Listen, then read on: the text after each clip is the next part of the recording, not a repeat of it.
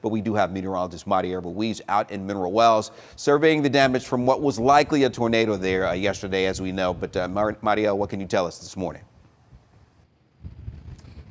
Greg, you're right. Likely a tornado. And, you know, the more that I see this damage, the more I'm convinced that it was, especially considering that radar at this time showed indications of strong rotation just yesterday afternoon. So, yeah, we're in Mineral Wells. We're north of Highway 180. And if you're familiar with the area, just south of Fort Walters State Park.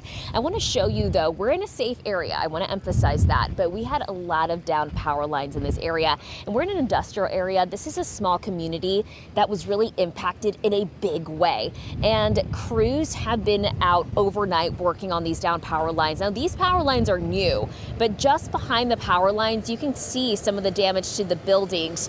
Now, these buildings on our way over, again, more industrial, so a lot of buildings made out of metal, but I did see quite a few metal structures that were just absolutely destroyed. And that's pretty consistent with a high EF2, low end EF3 damage. The National Weather Service will be out surveying and getting a bigger scope of the area.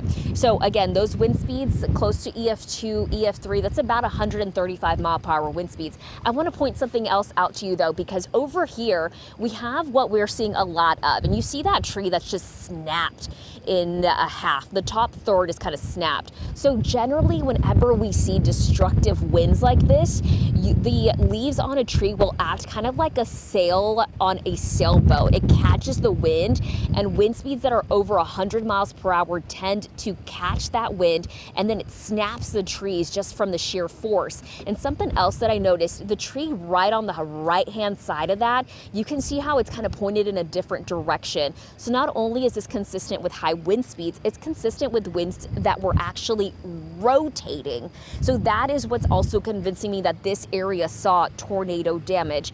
Again, we will likely see the National Weather Service out around 8 or 9 this morning is what they told me when I spoke to them this morning, and they'll be out surveying the area.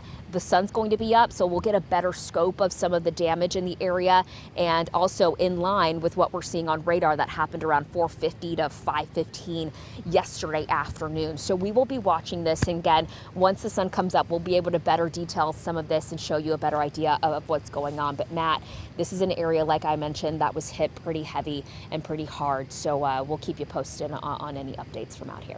All right, thank you so much, Mario. Yeah, the damage extensive there in Mineral Wells, and you can see evident by those trees that were obviously blown through by what that apparent tornado probably caused last night. We'll have continuing coverage on the severe weather outbreak throughout the day. You can also find the latest online on WFAA.com, and as always, streaming on WFAA+.